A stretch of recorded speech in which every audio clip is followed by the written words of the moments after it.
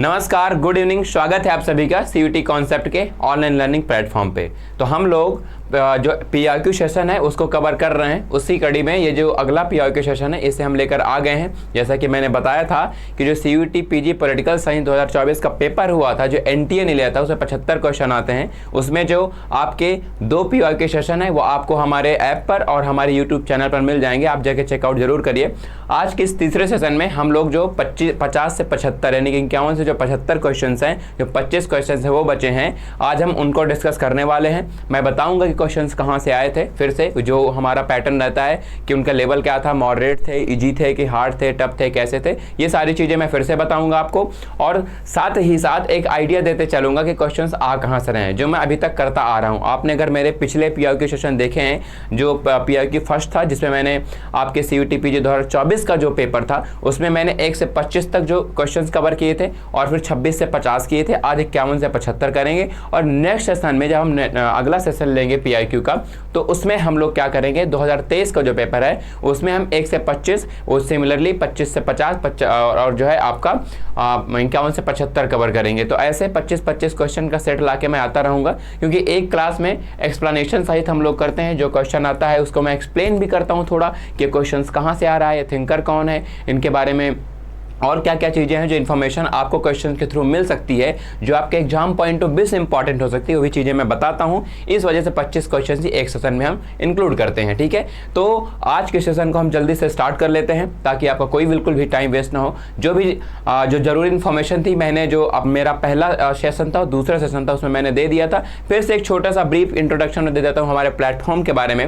हमारे इस प्लेटफॉर्म पर सीयूटी कॉन्सेप्ट में आपको यूजी पीजी की प्रिपरेशन देखने को मिलती है। बहुत शानदार फैकल्टी यहाँ पे है, वेल क्वालिफाइड फैकल्टीज हैं जो आपको डिफरेंट सब्जेक्ट्स पढ़ाते हैं यूजी और पीजी के लिए। तो अगर आप या आपका कोई दोस्त भाई बंधु जो सीयूटी यूजी और पीजी की प्रिपरेशन करना चाहता है, तो उसे आप हमारा एक बार प्लेटफॉर्म जरूर सजेस्ट करिए, एक बार हमारे चैनल से ग्रो थ्रू करिए और एक बार आप ऐप जरूर डाउनलोड करिए और ऐप पे देखिए जो है कि वहाँ पर कैसे डेमो सेशन जो डेमो क्लासेस है वो पढ़े हुए हैं। उन डेमो क्लासेस को देख के अपना मन बनाइए कि आपकी प्रिपरेशन कैसी चल रही है, आपको कोर्स की जरूरत है या नहीं, या आप सेल्फ प्रिपरेशन कर रहे हैं या आप कहीं पे और पे भी एनरोल्ड हैं, तब भी एक बार चेकआउट जरूर करिए। हो सकता है कुछ आपको क्वालिटी डिफरेंस देखने को मिले, या आप कमेंट सेक्शन में अगर कोई आपकी क्वेरीज हो तो भी मुझे बता सकते हैं। मैं थोड़ा बता देता हूं कि अगर आप स्पेशली मेरे कोर्स में एडमिशन लेना चाहते हैं, पॉलिटिकल साइंस में अगर आप एडमिशन चाहते हैं तो आपको कुछ नहीं करना है। अगर आप एमए पॉलिटिकल साइंस में एडमिशन चाहते हैं मेरे कोर्स में, तो आप एक इस दिए गए नंबर पर एक कॉल, मैसेज, व्हाट्सएप कर लीजिए, या आप जो है आप हमारे ऐप पर चले जाइए। आप ऐप पर सीयूटी पीजी के सेक्शन पर जाएंगे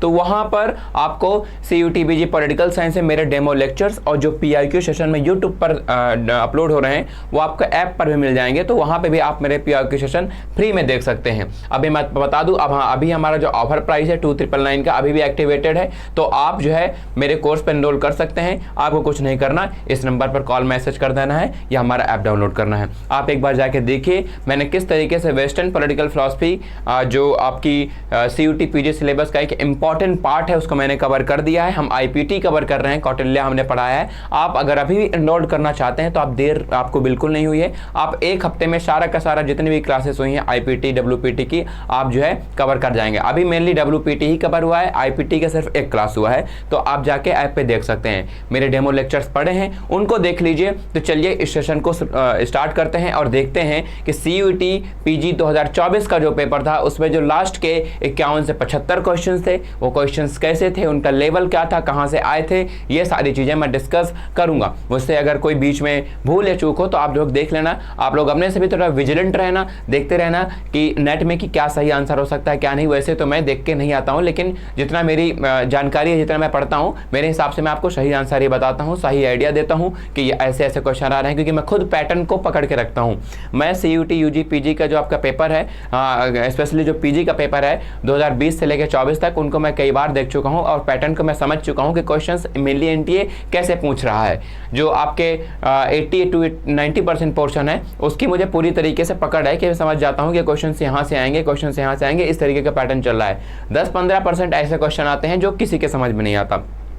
मैं क्यों बोलूं कि मैं उनको भी करवा दूंगा, ठीक है। तो हम पूरी कोशिश करते हैं कि आपका 100% सिलेबस हम कवर कराते हैं, उसके साथ साथ वो मिसलेनियस क्वेश्चन जहां से एनटीए बार बार आपसे फ्रीक्वेंटली पूछता है उनको भी कवर करने की हम कोशिश करते हैं। पर जो है सब कुछ इतना बड़े पॉलिटिकल साइंस का सब्जेक्ट है, कुछ ना कुछ छूटता है, यानी कि कहीं से भी एनटीए पूछ लेता है जो आपके सिलेबस में है या नहीं है, इस सिलेबस से जोड़ भी देते हैं। कोल्ड वॉर में इतनी सारी घटनाएं हुई हैं, हम कोल्ड वॉर की एक एक छोटी छोटी घटना को तो नहीं पढ़ सकते, मेन इवेंट जो है जिनका वैश्विक राजनीति को बनाने में प्रभाव पड़ा उनको हम पढ़ते हैं। तो ऐसे क्वेश्चंस आ जाते हैं, उनको आप इग्नोर करिए, या वो ऐसे क्वेश्चंस हैं जो किसी से नहीं बनते हैं, 1-2-4 क्वेश्चन आ जाते हैं, बाकी 90% क्वेश्चन जहां से आते हैं उसकी तो हम आपकी पूरी जो सिलेबस में है कवर करवा देते हैं और उसकी पढ़ाई अच्छे से करवा देते हैं। एक बार चेकआउट करिएगा। आइए क्वेश्चन सॉल्व करने की और हम आगे बढ़ते हैं। आपकी स्क्रीन पर पहला क्वेश्चन ये रहा, सीधा सीधा ये आपके आईपीटी से क्वेश्चन आया है, आईपीटी से इंडियन पॉलिटिकल थॉट से क्वेश्चन है, आप देख सकते हैं। यहाँ पे मैं थोड़ा सा कलर चेंज कर लेता हूं ताकि एक यूनिफॉर्मिटी आ जाए और आपको देखने में आसानी रहे। इंडियन पॉलिटिकल थॉट से ये क्वेश्चन है, आप लोग देख रहे हैं अपनी स्क्रीन पर। इसमें कुछ नहीं है, सब पूछा है कि किस पॉलिटिकल थिंकर की ये बुक है, the precepts of Jesus the guide to peace and happiness, है ना। निम्नलिखित में से किस राजनीतिक विचारकों से the precepts of Jesus the guide to peace and happiness के लेखक थे, तो आपको उनका नाम बताना है। आपके आप 4 ऑप्शन है, तो ये सीधे आपके सिलेबस से क्वेश्चन आया है, बहुत ईजी क्वेश्चन है ये, कोई बहुत हार्ड क्वेश्चन नहीं। अगर आपने अपना सिलेबस कवर किया है, जब आप सीयूटी पीजी 2025 के एग्जाम में बैठेंगे, अगर आपने अपना सिलेबस कवर किया है जिसमें आपके यही मेनली सिलेबस है, सावरकर, अंबेडकर, गांधी, राजा राम मोहन राय और कौटिल्य, अगर आपने इनको कवर किया है तो आप आसानी से क्वेश्चन कर देंगे। इसके लेखक राजा राम मोहन रॉय हैं। राजा राम मोहन रॉय के सोशल रिफॉर्म जो है हम उनको कवर करेंगे और उनको मैंने लास्ट ईयर पढ़ाया भी था अच्छे से। इस बार भी हम एकदम डिटेल में इनका सेशन जो है लेंगे और डिटेल्स में पढ़ते हैं, ताकि इनसे कोई क्वेश्चन, कहीं से भी कोई भी थिंकर हो, इनसे कोई क्वेश्चन न छूटे। हम लोग ऐसे पढ़ाई करते हैं। इसका सही आंसर आपका राजा राम मोहन रॉय होगा। हम लोग अगले क्वेश्चन की ओर बढ़ेंगे। ये आपका क्वेश्चन देखिए, कंपैरेटिव पॉलिटिक्स से आ गया, कंपैरेटिव पॉलिटिक्स से आ गया। ये भी आसान सा क्वेश्चन लग रहा है। Which of the following is not a type of political culture according to Almond. तो एलमेंट ने पॉलिटिकल कल्चर के बारे में बताया था। एलमेंट ने अपनी इनकी एक बुक थी एलमेंट की, जिनका नाम था दी सिविक कल्चर। क्या नाम था? दी सिविक कल्चर। मैंने एलमेंट को बहुत अच्छे से लास्ट ईयर पढ़ाया था, इस बार भी हम अच्छे से ही कवर करेंगे। और एलमेंट, ये सबसे जो क्वेश्चन आएंगे, सिडनी वार्बा, एलमेंट, पावेल, लॉवेल, इनसे तो आपके एक भी क्वेश्चन नहीं छूटेंगे, क्योंकि इनके जितने भी मेन कॉन्सेप्ट हो, चाहे वो इनकी पार्टी सिस्टम के कॉन्सेप्ट हो, चाहे इनके पॉलिटिकल कल्चर के, चाहे पॉलिटिकल डेवलपमेंट के, पॉलिटिकल मॉडर्नाइजेशन के, पॉलिटिकल सोशलाइजेशन के, पॉलिटिकल कम्युनिकेशन के, पॉलिटिकल जो आपके अदर जो पॉलिटिकल गवर्नमेंट्स, पॉलिटिकल सिस्टम पे जो इनके कॉन्सेप्ट हैं, कहीं से भी आए आप आसानी से कर देंगे। बहुत ही इजी क्वेश्चन है ये, पॉलिटिकल कल्चर से इनके क्वेश्चन आया है और इसको आप तुरंत कर ले जाएंगे। तो मैं बताऊं, दी सिविक कल्चर में ये 3 टाइप के पॉलिटिकल कल्चर की बात करते हैं कि 3 टाइप के पॉलिटिकल कल्चर होते हैं। एक पॉलिटिकल कल्चर होता है आपका पैरोशियल पॉलिटिकल कल्चर, एक पॉलिटिकल कल्चर होता है आपका पार्टिसिपेंट पॉलिटिकल कल्चर, एक पॉलिटिकल कल्चर होता है आपका सब्जेक्टिव पॉलिटिकल कल्चर। देख पा रहे होंगे दी सिविक कल्चर बुक में 3 टाइप के कल्चर की बात करते हैं, parochial, participant and subjective. Objective type का कोई पॉलिटिकल कल्चर नहीं होता है, तो आपका सही आंसर हो जाएगा ऑब्जेक्टिव। एकदम आसान सा था। और मैं बता दूं, जो पैरोशियल पॉलिटिकल कल्चर है, तो जहां पर अथॉरिटेरियन गवर्नमेंट होती है ज़्यादातर, वहीं पर पैरोशियल पॉलिटिकल कल्चर पाया जाता है। कहने का मतलब है जहां पर लोगों का participation in the political system या इन द पॉलिटिकल प्रोसेस एकदम नगण्य होता है। जैसे कि आपके एग्जाम्पल युगांडा का ले लीजिए, युगांडा हो गया, क्यूबा हो गया, यहाँ पर लोगों का पार्टिसिपेशन शून्य है। ये आपका पैरोशियल पॉलिटिकल कल्चर है। पार्टिसिपेंट पॉलिटिकल कल्चर जहाँ पे बहुत ज़्यादा हाई पार्टिसिपेशन होता है लोगों का, यूएसए का एग्जांपल ले लीजिए, यूके का, जितने भी डेवलप्ड डेमोक्रेसीज हैं वो सब पार्टिसिपेंट है। सब्जेक्टिव पॉलिटिकल कल्चर होता है 50-50, 50% होता है, 50% नहीं होता है, उदासीन होते हैं। आप एग्जाम्पल ले लीजिए सब्जेक्टिव में चाइना का, वहाँ पे 50% है, बाकी जो है इतनी अवेयरनेस नहीं है अपने पॉलिटिकल सिस्टम के बारे में, ऑब्जेक्टिव नहीं होता है। ये जो स्टडी है सिविक कल्चर में, जब एलमेंट अपनी पढ़ाई अपनी जो है पॉलिटिकल कल्चर की स्टडी कर रहे थे, तो ये एलमेंट ने जो एक सिडनी वर्बा थिंकर है उनके साथ मिलकर पॉलिटिकल कल्चर की स्टडी करी थी। तो 5 देशों में इन्होंने पॉलिटिकल कल्चर को ऑब्जर्व किया था और तब ये पॉलिटिकल कल्चर का कॉन्सेप्ट दिया था कि 3 पॉलिटिकल कल्चर होते हैं, पैरोशियल, पार्टिसिपेंट और सब्जेक्टिव।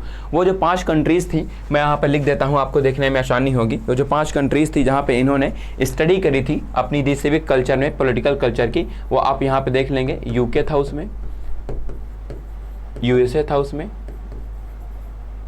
मैक्सिको था, जर्मनी था और इटली था। क्या था? इटली। ये 5 कंट्रीज में इन्होंने अपने पॉलिटिकल कल्चर की स्टडी करी थी। आसान सा क्वेश्चन था, सीपी से था, हमने सॉल्व कर लिया। इसमें कुछ ऐसा नहीं है कि आपको ना इसमें।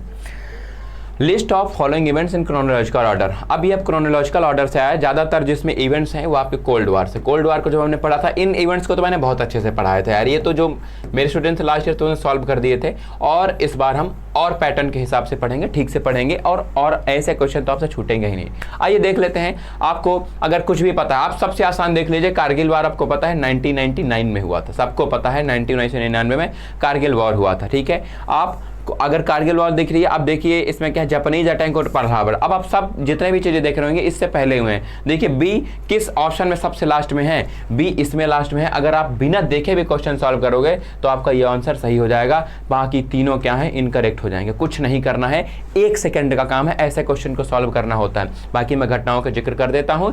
क्यूबन मिसाइल क्राइसिस आपका 1962 में हुआ था। इसमें क्या किया था, यूएसएसआर ने अपनी जो शॉर्ट रेंज बैलिस्टिक मिसाइल्स होती हैं वो क्यूबा में, कहाँ थे, क्यूबा में डिप्लॉय कर दी थी, क्योंकि क्यूबा पर बार बार आक्रमण कर रहा था यूएसए, क्योंकि यहाँ पर कम्युनिस्ट गवर्नमेंट थी, तो उसको टॉपल करने के लिए। तो जब यूएसए ने यूएसएसआर को क्या किया, एक तरीके से जो है गारंटी दे दी, एक तरीके का आश्वासन दिया कि अब हम क्यूबा पर अटैक नहीं करेंगे, तो उन्होंने अपनी जो बैलिस्टिक मिसाइल्स थी जो डिप्लॉय की थी क्यूबा में, उसको हटा ली थी। इसको क्यूबन मिसाइल क्राइसिस बोलते हैं। Indian peace keeping force to Sri Lanka, ये राजीव गांधी ने 1987 में लिट्टे, जो LTTE आप जानते होंगे इसके बारे में, जो LTTE एक मूवमेंट चल रहा था श्रीलंका में, जिसको लिबरेशन तमिल इलम बोलते हैं, है ना, लिबरेशन फॉर तमिल इलम।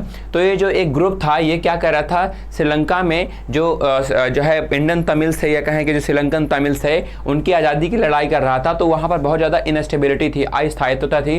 तो राजीव गांधी ने इंडिया से पीस कीपिंग फोर्स भेजी थी यूएन के अंडर में। तो ये भेजी थी इन्होंने 1987 में। आप देख सकते हैं Japanese attack on Pearl Harbor USA कब हुआ था, आपको पता है 1943 के आसपास ये अटैक हुआ था, आप सबको पता है। तो देखेंगे सबसे पहले डी आएगा इसमें, उसके बाद जो है ए आएगा, है ना, आई आ गया, फिर सी आएगा इसमें, फिर उसके बाद बी आ जाएगा। ये क्वेश्चन करेक्ट हो जाएगा। बहुत आसान सा क्वेश्चन था, नहीं पता है तो मैं मॉडरेट में रख देता हूँ आपके खातिर। बाकी इसमें ऐसा कुछ नहीं कि आप सॉल्व नहीं कर पाओगे। तो इतने आसान क्वेश्चन आ रहे हैं इसमें, तो आपको कम से कम 75 में एटलीस्ट जो है 65 क्वेश्चन करेक्ट करने ही चाहिए, है ना। 65 करेक्ट करेंगे तो आपका कितना हाई स्कोर जाएगा, और आप जो है अपनी मनपसंद यूनिवर्सिटी में जहां भी आप चाहते हैं पढ़ना, अपनी ड्रीम यूनिवर्सिटी में एडमिशन ले सकेंगे चुटकी बजा के। कोई दिक्कत की बात नहीं, बस आप जो है मेरे साथ एक बार जुड़िए, आपको पता लगेगा कि पेपर जो है आपका बहुत आसान आता है। बस उसे सही तरीके से पढ़ने की जरूरत है, उसमें राइट अप्रोच को डिप्लॉय करना है, हमको सही दृष्टिकोण बनाकर सही दिशा में पढ़ाई करनी है। बाकी पेपर में ऐसा कुछ नहीं है कि बहुत खास हो कि आप पेपर को निकाल ना सको। पॉलिटिकल साइंस से डर लगता हो तब भी एक बार जुड़ के देखिए, कोई दिक्कत नहीं है। चाहे इंटरनेशनल रिलेशंस हो, चाहे कंपैरेटिव पॉलिटिक्स हो, चाहे इंडियन पॉलिटिकल थॉट हो, चाहे वेस्टर्न पॉलिटिकल थॉट हो, चाहे वो आपकी पब्लिक पॉलिसी हो, हर चीज़ को हम डिटेल से कवर करेंगे। ठीक है, आगे बढ़ते हैं। The earlier known example of direct democracy is found in, सबसे known example of direct democracy कहाँ पाया जाता है। इससे आसान क्वेश्चन क्या होगा बताइए। जब हम प्लेटो की बात करते हैं, जब हम एरिस्टोटल की बात करते हैं, ये कहाँ के थे दोनों, याद करिए। एरिस्टोटल ये कहाँ के थे, ये थे आपके एथेंस के। दोनों डेमोक्रेसी को हेट करते थे। डेमोक्रेसी को बोलते थे वर्स्ट फॉर्म ऑफ गवर्नमेंट है। क्या है, वर्स्ट फॉर्म ऑफ गवर्नमेंट है, दोनों बोलते थे। ठीक है, बाकी ये मोनार्की को करते थे। प्लेटो जो थे मोनार्की को क्या करते थे, सपोर्ट करते थे, और एरिस्टोटल जो थे पॉलिटी को सपोर्ट करते थे। तो यहां पर डायरेक्ट डेमोक्रेसी का सबसे पहला उदाहरण आपको एथेंस से मिलता है। स्पार्टा में मोनार्क था, सबको पता होगा। एथेंस और स्पार्टा के बीच युद्ध हुआ था, उस युद्ध को क्या बोलते हैं, पेलोपोनेशियन वॉर। उसी वॉर से ही जो है थुसीडाइड्स ने अपनी जो रियलिस्ट थिंकिंग थी उसको डेवलप किया था, रियलिज्म का स्कूल डेवलप किया था, और यहीं से प्लेटो ने स्टडी करके बताया था कि democracy is the worst form of government. ठीक है, एकदम डायरेक्ट क्वेश्चन है, कुछ नहीं इसमें ऐसे डिस्कस करने लायक। चलिए, ये थोड़ा सा ऐसा क्वेश्चन है जो आप सॉल्व कर भी सकते हैं, नहीं भी। अगर आप जो आपके लास्ट के सिलेबस में आपके मैंने देखा होगा, आपके में वर्ल्ड जस्टिस के बारे में है जो पढ़ना है। अब मैंने इसमें थॉमस पोगे को, चार्ल्स बीड्स को, डेविड मिलर को, सबको अच्छे से पढ़ाया था, सबको अच्छे से।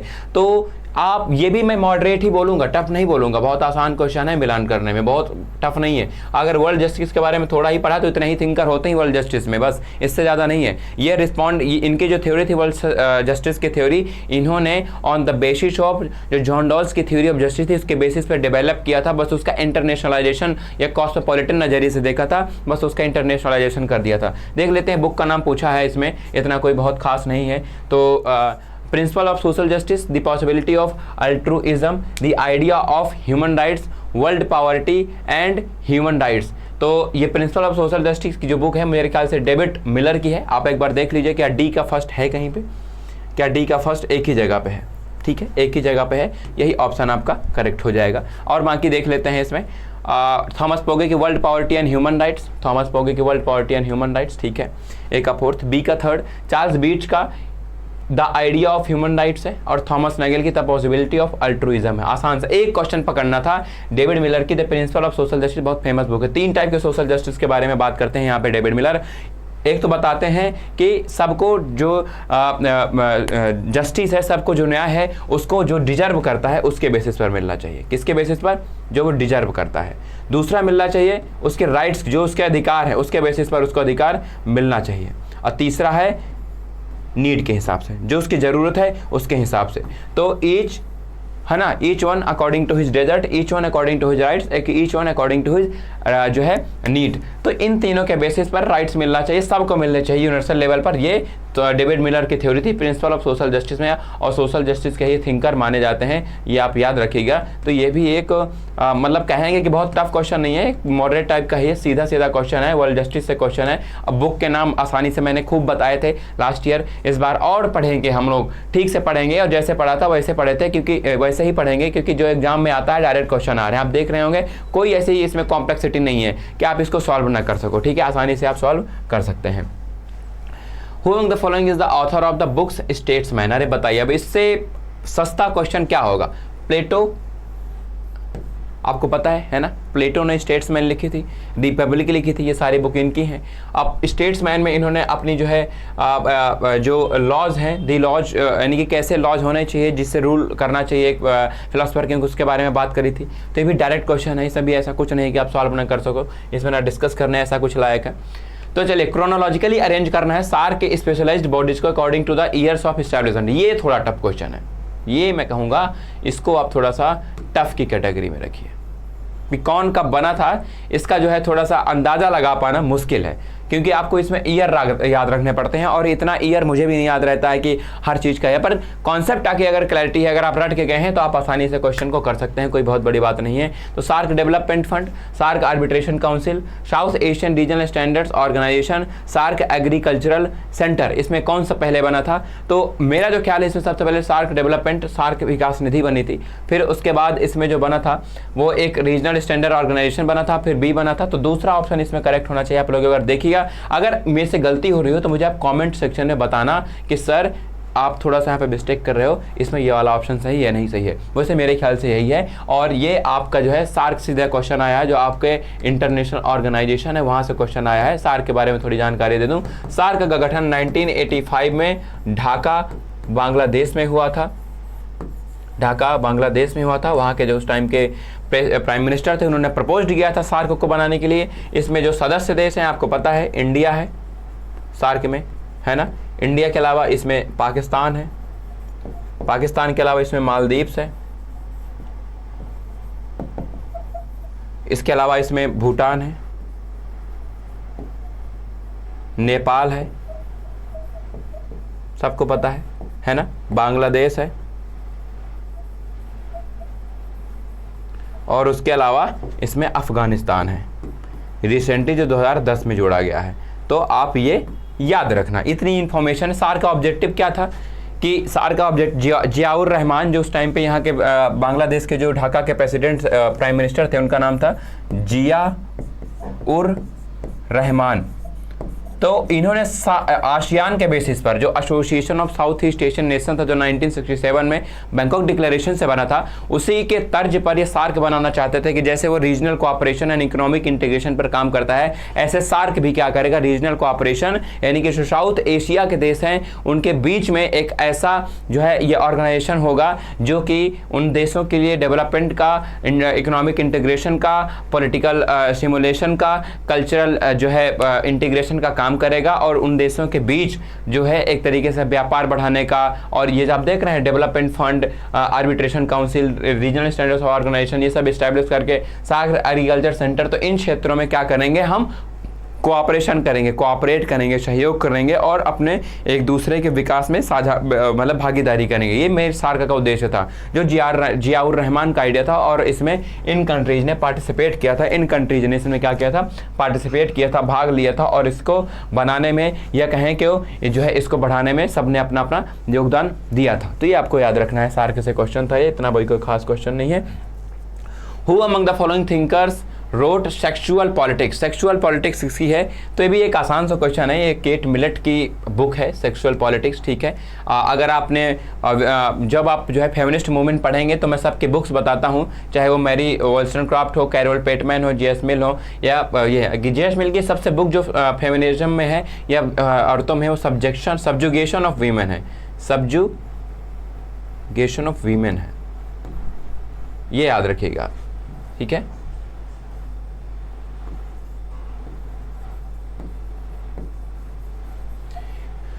मैरी वॉल्सनक्रॉफ्ट की बहुत 2-3-4 बुक इनकी फेमस हैं, जैसे कि the vindication of the rights of main, the vindication of the rights of women, और इन्होंने फ्रेंच रेवोल्यूशन के बारे में भी लिखा था। पर सेक्सुअल पॉलिटिक्स केट मिलेट की बुक है।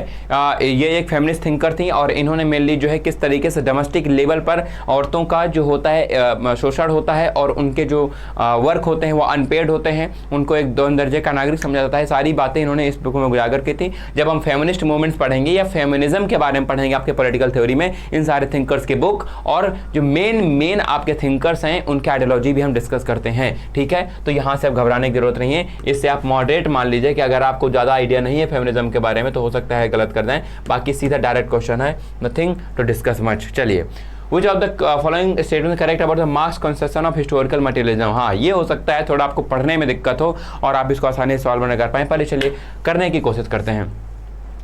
The then historical materialism refers to the materialist conception of history, ठीक है, सही है, materialist conception of history को ही दर्शाता है historical materialism, सही है। ए जहाँ पर है वो सही है, ये आप हटा दीजिए, बाकी तीसरा ऑप्शन आपका, चौथा ऑप्शन एलिमिनेट हो गया। Engels credited Marx with being the originator of historical materialism, गलत है। एंजल्स नहीं मानते हैं कि मार्क्स, इनसे पहले भी हिस्टोरिकल मटेरियलिज्म की बात कई लोग कर चुके थे, ठीक है। तो आप बी जहाँ पर है अब हटाइए, तो बी तो तीनों में है, I think. Marx contends that political structure of society constituted by its relations of production is the real foundation of society, नहीं, गलत है। पॉलिटिकल स्ट्रक्चर नहीं बल्कि इकोनॉमिक स्ट्रक्चर है रियल बेसिस ऑफ सोसाइटी, है ना। जब आप कोर एंड पेरीफेरी की थ्योरी पढ़ते हैं, कोर और सुपर स्ट्रक्चर की थ्योरी पढ़ते हैं मार्क्स की, तो क्या बताते हैं कि एक कोर होता है, कोर होता है। मैं बता देता हूं यहाँ पे, मैं थोड़ा सा एलाबोरेट कर देता हूं। मार्क्स क्या बोलते हैं कि कोर क्या होता है आपकी इकोनॉमी, क्या होता है इकोनॉमी, और ये एक आधार होता है, इस पर टिका होता है आपका क्या, सुपर स्ट्रक्चर, सुपर स्ट्रक्चर, यानी कि इकोनॉमी में क्या क्या चीज आती है, मीन्स ऑफ प्रोडक्शन, जो मीन्स ऑफ प्रोडक्शन यानी कि जिनके पास प्रोड्यूस करने के साधन हैं वही क्या करते हैं, इस सुपर स्ट्रक्चर को कंट्रोल करते हैं। सुपर स्ट्रक्चर में क्या क्या आ जाता है, पॉलिटी यानी कि पॉलिटिकल सिस्टम वहां का मान लीजिए, कल्चर, सिविल सोसाइटी, ये सारी चीजें क्या होती हैं आपकी सुपर स्ट्रक्चर होती हैं।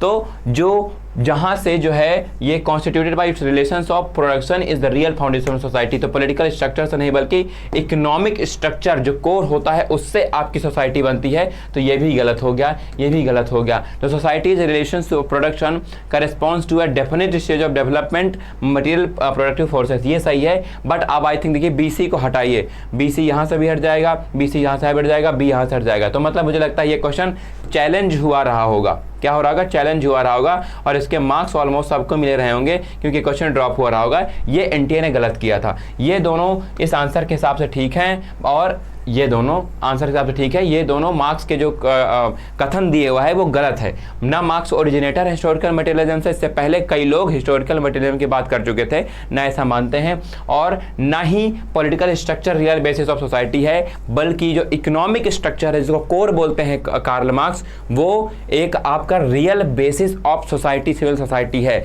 जो मीन्स ऑफ प्रोडक्शन को कंट्रोल करते हैं, वो पॉलिटिकल सिस्टम को भी कंट्रोल करते हैं, कल्चर को भी कंट्रोल करते हैं। मैं सिंपल से एग्जांपल दे दूं कि जैसे मान लो भारत में मीन्स ऑफ प्रोडक्शन जो बड़े बड़े लोग हैं, अंबानी जी हो गए, अडानी जी हो गए, टाटा हो गए, वो कहीं ना कहीं किसी हद तक पॉलिटिकल सिस्टम को करते हैं कंट्रोल। जो पॉलिसी फॉर्मुलेशन होती है वो उनकी कंपनीज को, उनके हित को ध्यान में रखकर होती है। ऐसा करना पड़ता है क्योंकि बहुत बड़ा चंदा देते हैं पॉलिटिकल पार्टीज को, सिस्टम्स को, ताकि वो सर्वाइव कर सके, इलेक्शन हो सके। तो ये होता है जनरली। मार्क्स सही बात बोल रहे थे और कुछ नहीं, तो ये क्वेश्चन का आंसर कुछ नहीं होगा, आप इसको याद रखिएगा। चलिए, command capitalism was introduced with which 5-year plan in India. अब देखिए, ये एक ऐसा क्वेश्चन है, आर्बिट्रेरी क्वेश्चन है, आप इसको कर पाए ये थोड़ा सा संभावना कम है। ये आपका क्वेश्चन है पॉलिटिकल प्रोसेस इन इंडिया, जो आपकी 1950 के बाद जो पॉलिटिकल डेवलपमेंट्स हुए इंडिया में, उससे क्वेश्चन है। ये आपके सिलेबस का पार्ट है भी नहीं, ना पढ़ना पड़ता है, पर अगर हम थोड़ा सा इंडियन फॉरेन पॉलिसी पढ़ते हैं तो ये चीज़ें पढ़ लेते हैं। पर कमांड कैपिटलिज्म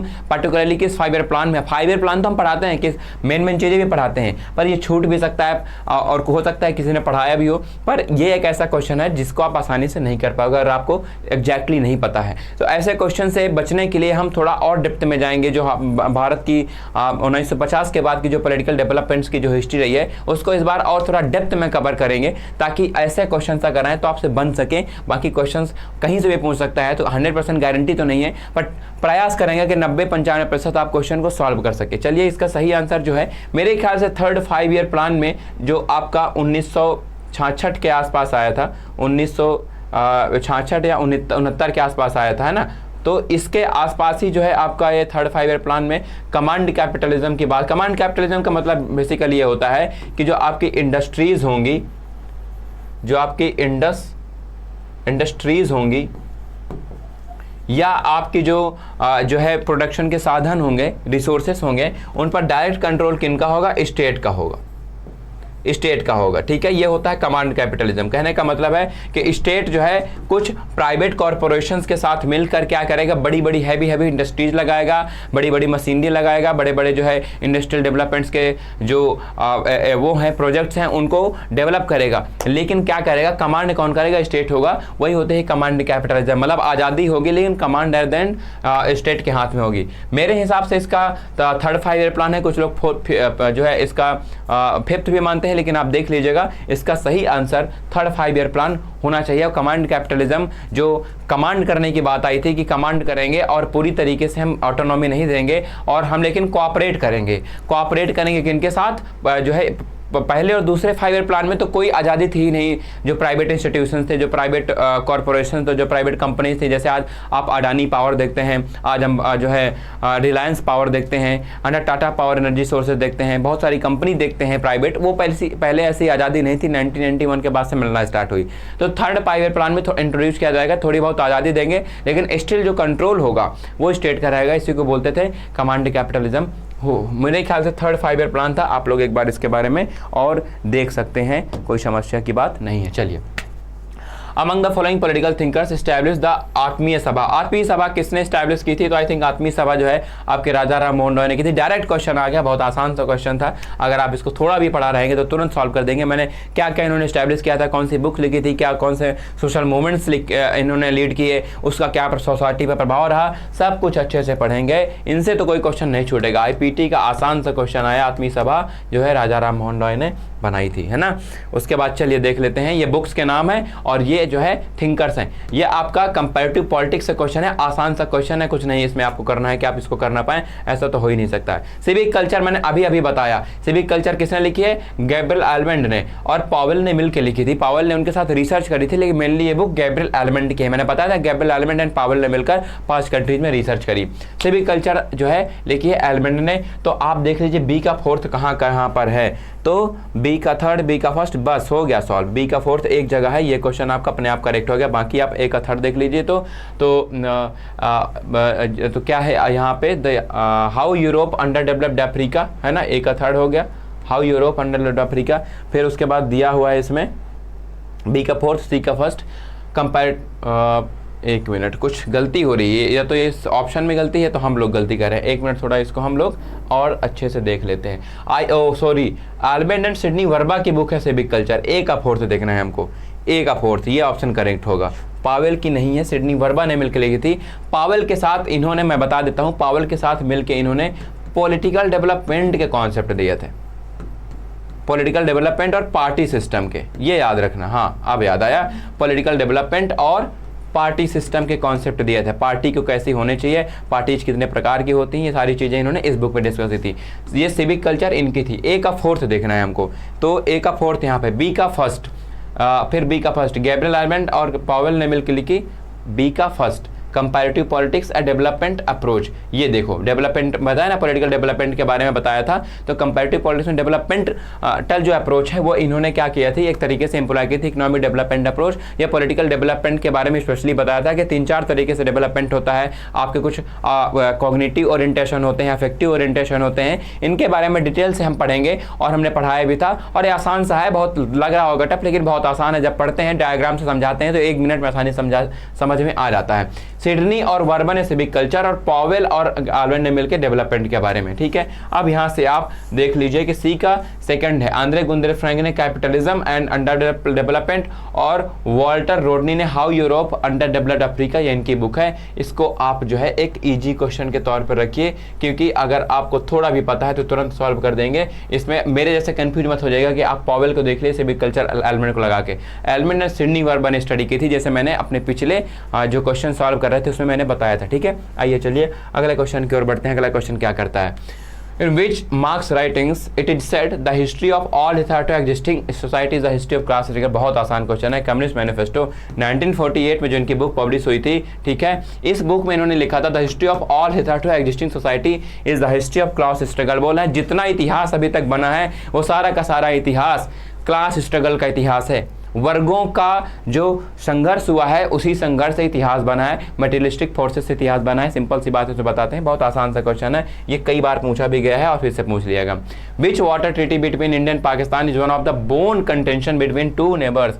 भारत और पाकिस्तान के बीच कौन सी जल संधि दो पड़ोसियों के बीच का कारण है, तो ये इंडस वाटर ट्रीटी 1960, जिसमें जो है जो 6 नदियां जो हैं उनको बांट दिया गया था, जिसमें जो झेलम थी, मैं आपको बता देता हूं, झेलम अगर पेपर में आता है, सतलज, झेलम, सतलज और इंडस रिवर, इनका जो पानी था वो पाकिस्तान को यूज करने के लिए दे दिया गया था, है ना। इनका मेजर जो वाटर है पाकिस्तान यूज करेगा। और जो बाकी 3 रिवर जो थी आपकी, ब्यास, BAS, ब्यास, रावी और Chenab,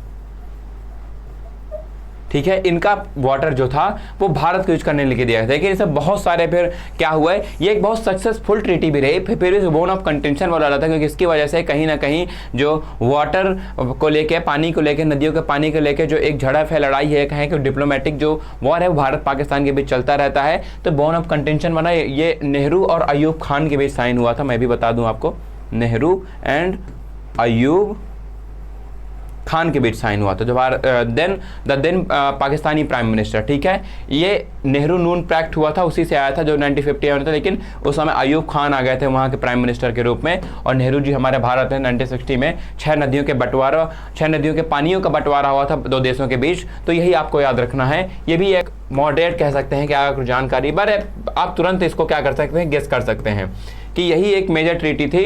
Ganga water, Indus Ganga water treaty, Sutlej Ganga water treaty तो नहीं हुई होगी, पाकिस्तान से गंगा का पानी तो वहाँ जाता नहीं है। सतलज वाटर ट्रीटी और इंडस वाटर ट्रीटी में आप कंफ्यूज हो सकते हैं, पर इसका सही आंसर इंडस वाटर ट्रीटी ही होगा। According to Locke following are the natural rights of the people. कौन कौन से natural rights of the people है, ये आपको लॉक के अनुसार बताना है। आसान सा क्वेश्चन है यार, हम लॉक को पढ़ा दिए हैं, और लॉक के कौन कौन से नेचुरल राइट्स के कॉन्सेप्ट है। Right to life, liberty and property, देख लीजिए कहाँ कहाँ पर है, right to life, liberty and property. अरे यार इससे आसान क्वेश्चन हो ही नहीं सकता। सोशल कॉन्ट्रैक्ट में इन्होंने right to life, liberty, property को क्या करने के लिए, प्रिजर्व करने के लिए सोशल कॉन्ट्रैक्ट से सिविल सोसाइटी बनाई और सिविल सोसाइटी से फिर स्टेट बन जाएगा। जब भी स्टेट काम नहीं कर पाएगा तो सिविल सोसाइटी उसको हटा देगी, सिंपल सा बात है। आगे बढ़ते हैं। The Marxian theory of surplus value is largely derived from the theory of अरे। यार ये भी बताइए, डेविड रिकार्डो की जो थ्योरी है वहां से लिया जाता है। जब आप मार्क्स को पढ़ेंगे तो हम बता देते हैं कि ये मार्क्स की जो सरप्लस थ्योरी है यहाँ से इंस्पायर्ड है, या मान लीजिए कोई ऐसी थ्योरी जो वो डिराइव कर रहे हैं कहीं से, वो आपको ऑलरेडी देखने को मिल जाएगा। तो डेविड रिकार्डो इसके सही आंसर हो जाएंगे। डेविड रिकार्डो ने इकोनॉमिक्स में सरप्लस वैल्यू का कॉन्सेप्ट दिया था, सरप्लस वैल्यू का कॉन्सेप्ट दिया था, और वहीं से सरप्लस वैल्यू को क्लास स्ट्रगल से किस तरीके से जो हमारे वर्कर हैं वो एक वैल्यू, सरप्लस वैल्यू क्रिएट करते हैं। उस सरप्लस वैल्यू को जो मेनली फायदा है वो कैपिटलिस्ट लोग उठाते हैं और उस वर्कर को बस उतना ही देते हैं जितना वो जीने खाने के लिए उसके लिए पर्याप्त है, और उससे ज़्यादा नहीं देते हैं ताकि वो उसी अवस्था में हमेशा के लिए बना रहे। ठीक है, ये आपको याद रखना है। आगे बढ़ते हैं हम आज के अपने इस सेशन में। Regime in Indian politics is popularly known as one party dominant system. ठीक है, किसके टाइम पे वन पार्टी डोमिनेंट सिस्टम आपको ज़्यादा देखने को मिला होगा? जवाहरलाल नेहरू के टाइम पे। ऑब्वियस सी बात है, 1947 से लेके 1967 तक कोई पार्टी ना स्टेट में ना सेंटर में कोई पार्टी आ ही नहीं पाई। तो ये वन पार्टी डोमिनेंस होता है कि 20 साल तक एक ही पार्टी रूल करती रही लगातार, वन पार्टी डोमिनेंस। इसको किसने बोला था? रजनी कोठारी ने। ये भी बता दूं मैं आपको, रजनी कोठारी ने वन पार्टी डोमिनेंस के बारे में लिखना स्टार्ट किया था पहली बार, और बोला था भारत का जो पार्टी सिस्टम है वन पार्टी डोमिनेंट सिस्टम है, एक ही पार्टी रूल कर रही है। फिर इंदिरा गांधी के टाइम पे तो फिर बहुत सारी पार्टी जा गई थी। आपको पता है मोरारजी देसाई ने जनता पार्टी की मदद से 1977 में पहली बार केंद्र सरकार में सरकार भी बना ली थी कांग्रेस का इतर 19।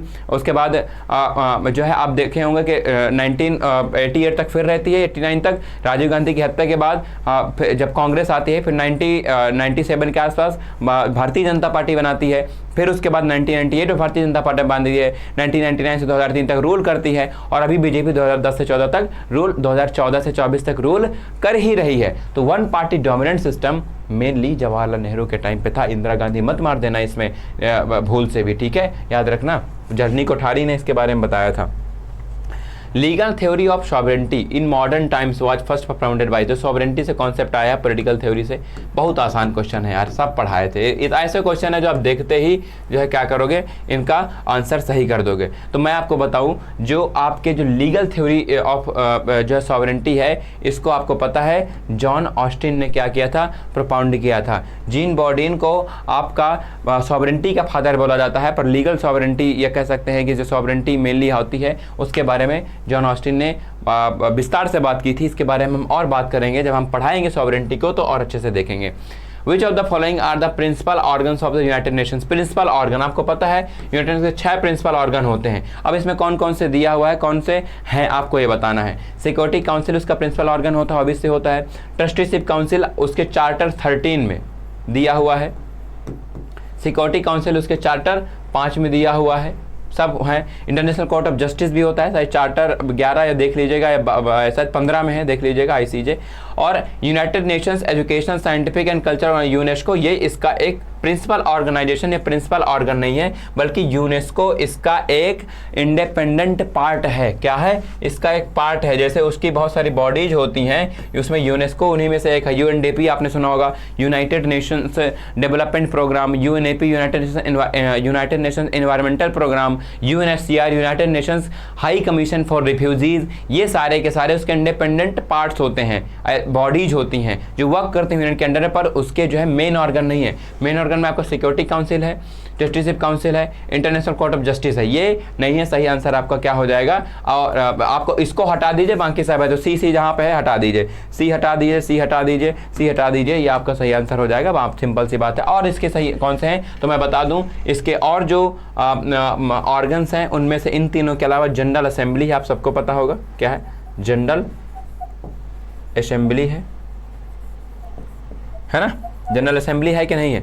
सिक्योरिटी काउंसिल हो गया, इंटरनेशनल कोर्ट ऑफ जस्टिस हो गया, ट्रस्टीशिप काउंसिल हो गया, और इसके अलावा जो है इसमें क्या बचता है, हाँ, इकोसॉक। जो इकोसॉक है, इकोनॉमिक एंड सोशल काउंसिल, उसको इकोसॉक बोलते हैं, इकोसॉक। इकोनॉमिक एंड सोशल काउंसिल भी इसका मेन पार्ट्स है, मेन जो है इसके उसका हिस्सा है, ऑर्गन का हिस्सा है। ये आपको जब यूएन पढ़ाएंगे तो आपको सारी चीज़ें क्लियर हो जाएंगी। यूएन के मैंने 4 लेक्चर लिए थे, क्योंकि यहाँ से 2-3 क्वेश्चन हर बार पूछता है, इसीलिए लिए थे लास्ट ईयर की यहाँ से कोई क्वेश्चन आए तो आपसे बिल्कुल कतई न छूटे। इस बार भी हम एलैबोरेट तरीके से इसको पढ़ने की कोशिश करेंगे। आइए आगे देखते हैं और देखते हैं हमारा अगला क्वेश्चन क्या है। Chronologically arrange the provisions of the constitution according to the order of its appearances. Order of its appearance, constitution में कौन पहले आता है कौन बाद में आता है, इसको आपको बताना है और कुछ नहीं बताना है, ठीक है। तो बताना है इसमें equality of opportunity in matters of public employment, article 16, ठीक है। Protection of life and personal liberty, article 21। Protection against arbitrary arrest, है ना, arbitrary arrest, article 20। Freedom of speech and expression, article 19। आप देख लीजिए 16। तो सबसे पहले आप देखिए कि आपका ए कहाँ सबसे पहले किस में है, तो आपका ए है, तो इन्हें आप हटा दीजिए। उसके बाद आप देखिए आपका जो है 19 कहाँ पे है, तो 19 आ रहा है B, protection against arbitrary arrest 20 देखिए, और सॉरी ए के बाद डी, ये आपका सही हो जाएगा, A D B C.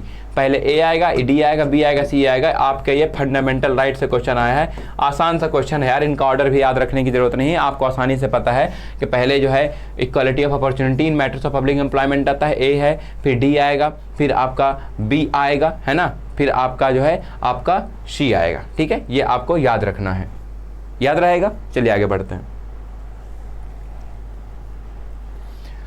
Which among the following political thinkers is the author of the book Manures? Manures books किसने लिखी? हाँ, आप ये कह सकते हैं कि ये जो बुक है ये थोड़ी सी टफ टाइप की बुक है, ठीक है। आप सबको पता है ये बुक जो है, मतलब बहुत लोगों को नहीं, ये बुक लिखी है सिंथिया एंड लोई ने, जितना मैं आइडिया लगा पा रहा हूँ। सिंथिया एंड लोई की जो बहुत फेमस बुक्स हैं वो दूसरी हैं, इनके बारे में ज़्यादा बात नहीं होती है। तो ये एक ऐसा क्वेश्चन आया जो थोड़ा डीप आ गया, मैं इसको टफ की कैटेगरी में रखूँगा क्योंकि ये इतनी आसानी से सॉल्व नहीं हो पाएगा, बट रटने वाला है, ठीक है। ये हम इनके बारे में हमने ठीक से पढ़ाया था, इस बार भी हम पढ़ाएंगे, लेकिन बात यह है कि इसको थोड़ा ऐसे क्वेश्चंस को आपको सॉल्व करने के लिए थोड़ा डीप स्टडी करनी पड़ेगी, थोड़ा खुद के एफर्ट्स भी लगाने पड़ेंगे। यानी कि जो मैं बुक्स के नाम देता हूँ मैं बता देता हूँ कि ये बुक इंपॉर्टेंट है, और अदर बुक्स मैं बताता ज़रूर हूँ, ये भी मैंने बताया था, लेकिन आपको भी याद रखना पड़ेगा, क्योंकि ये जो ऐसी बुक का नाम ले लिया क्योंकि जनरली जो नहीं पूछा जाता, पर इस बार जो है इन्होंने पूछ लिया है। Who among the following advocated the concept of relative autonomy of state? Relative autonomy of state के बारे में किसने बात करी थी? तो यहाँ पर चारों ने बात करी थी, पर मैं बताऊं जो निकोलस पॉलिंथोजास है इन्होंने अपनी बुक में रिलेटिव ऑटोनॉमी ऑफ स्टेट के बारे में ज़्यादा बात करी थी। बात लुईस अल्थुजर ने भी करी थी, ठीक है। अब इस वक्त का सही आंसर कौन सा होगा, कौन से एंटी ने माना था, मुझे एग्जैक्टली याद नहीं आ रहा, पर इन्होंने इस थ्योरी को प्रमाणित किया था और इन्होंने इस थ्योरी को एडवांस किया था। मेरे हिसाब से निकोलस पॉलिंथोजास होना चाहिए। जब हम डिपेंडेंसी थ्योरी पढ़ेंगे तो इनके बारे में डिटेल से हम डिस्कस करेंगे। डिपेंडेंसी थ्योरी या डिपेंडेंसी जो स्कूल है, स्कूल ऑफ थॉट है, ठीक है, dependency school of the thought है, ये सारे के सारे थिंकर वहीं के हैं। एंटोनियो ग्राम्सी हो, चाहे लुईस अल्थुजर हो, चाहे निकोलस पॉलिंथोजास हो, चाहे राल्फ मिलीबंद हो, तो अच्छे से डिस्कस करेंगे। पर ये कॉन्सेप्ट मेरे ख्याल से जो है दिया था निकोलस पॉलिंथोजास ने, मतलब एडवांस किया था, और इसके बारे में अल्थुजर ने भी बात करी है। Who said that politics is the authoritative allocation of values? एकदम आसान क्वेश्चन आ गया। अगर आपने पॉलिटिकल सिस्टम जो एक बुक है डेविड ईस्टन की उसको पढ़ी है तो आप तुरंत डेविड ईस्टन लगाएंगे कि पॉलिटिक्स कुछ नहीं है, अथॉरिटेटिव एलोकेशन ऑफ वैल्यूज। इसका मतलब ये होता है कि समाज में जब पावर्स, पोस्ट, रिसोर्सेज बांटने की बात आती है तो स्टेट के पास ये अथॉरिटी होती है कि वो उन रिसोर्सेज का क्या कर सके, जो है एलोकेशन कर सके। तो politics is the authoritative allocation of values. Values का मतलब है रिसोर्सेज हो गए, पोस्ट हो गए, पद हो गए, ये स्टेट के पास अथॉरिटी होती है। ये बोला था डेविड ईस्टन ने अपनी किस बुक, पॉलिटिकल सिस्टम में। याद रखना है आपको, आसान सा क्वेश्चन है, बहुत बार पूछा गया है। The constitution of local body ombudsman was recommended by which of the following bodies? NITI Aayog, second RC LM Singhvi committee, या जो है आपकी जो है सरकारी आयोग। तो किसके द्वारा लोकल बॉडी ombudsman क्या किया गया था, प्रोपाउंड किया गया था? मैं आपको बताऊं, लोकल बॉडी ombudsman जो है आपकी ये LM सिंघवी ने प्रोपाउंड किया था 1980 के शायद टाइम पे, देख लीजिएगा। ऑम्बड्समैन को जो पहली बार कॉन्सेप्ट है, इसका मतलब होता है हिंदी में लोकपाल। मैं आपको आप समझ में आएगा, लोकपाल। इस सबसे पहले स्वीडन में आया था, बहुत पूछा जाता है कि ओम्बड्समैन या लोकपाल सबसे पहले कहाँ हुआ। 1809 में आया था स्वीडन में। भारत में जो है इन्होंने क्या किया, रेकमेंड किया। अब आपको लोकल बॉडी ओम्बड्समैन, हर यूनिवर्सिटी में ओम्बड्समैन लोकपाल देखने को मिलता है, पार्लियामेंट के द्वारा नियुक्त किया जाता है। ये काम क्या करता है, ये विजिलेंट का काम करता है। जो हम कंप्लेन करते हैं किसी गवर्नमेंट के अगेंस्ट तो उनको देखता है, फिर उन कंप्लेन को गवर्नमेंट तक पहुंचाता है ताकि आपको गवर्नमेंट से सीधे भिड़ने की या जो है जाने की जरूरत ना पड़े। ये आपका काम कर देगा और आपको कुछ सजेशन है तो उनको पहुंचाएगा। ये बीच में अपने क्या देता है, ओपिनियन देता है सरकार को कि ऐसे ऐसे आपके खिलाफ कंप्लेंट्स आ रहे हैं जी, आप ऐसे काम करिए, ठीक है। तो ये सारी चीजें काम करता है हमारा ओम्बड्समैन, ये आपको याद रखना है। लास्ट क्वेश्चन आपके 2024 के पेपर का, the president can dissolve Lok Sabha on the recommendation of the chief justice of India. एकदम गलत, चीफ जस्टिस के रिकमेंडेशन पे नहीं करता। रिकमेंडेशन ऑफ द राज्यसभा, गलत, राज्यसभा के नहीं करता। The recommendation of council of ministers, सही, और रिकमेंडेशन ऑफ लोकसभा, गलत। तो काउंसिल ऑफ मिनिस्टर्स के रिकमेंडेशन में पर ही प्रेसिडेंट लोकसभा को डिजॉल्व कर सकता है, बाकी जो है प्रेसिडेंट नहीं करता है लोकसभा का डिजॉल्व। और जो आर्टिकल 74 है, आर्टिकल 75 है, इन्हीं में काउंसिल ऑफ मिनिस्टर प्रेसिडेंट के रिलेशनशिप लिखे हैं कॉन्स्टिट्यूशन में हम इनको डिटेल से पढ़ेंगे और सारी चीजें एक एक आर्टिकल के बारे में बताऊंगा। ये आपके 75 क्वेश्चन थे, 3 सेशन में हमने कंप्लीट किए इनको। आपको कंप्लीटली आइडिया लग गया होगा कहां से क्वेश्चन पूछे जा रहे हैं, कैसे क्वेश्चन पूछे जा रहे हैं, ठीक है। स्टिल आपका कोई डाउट, कोई क्वेश्चन कुछ भी रह गया तो आप मुझे कमेंट सेक्शन में जरूर बताइएगा, ठीक है। किसी भी माध्यम से आप हमारे ऐप पर जाइए, वहां पे कमेंट लिखकर बताइएगा कि सर यहां पर डाउट है। कोई अगर मुझसे गलती हुई हो देखेगा, उसको आप कमेंट में जरूर मेंशन करिएगा कि सर यहां पर थोड़ा सा दिक्कत थी, ठीक है। या कोई भी अगर ऐसा कुछ लगे, आपने देखे मेरे पढ़ाने का तरीका, एक बार आप हमारे ऐप में जाके आप चेकआउट करिए, ऐप को डाउनलोड करिए, ठीक है। अगर आप मेरे कोर्स पर एनरोल करना चाहते हैं, आपको फायदा हुआ हो, इन MCQ सेशन को,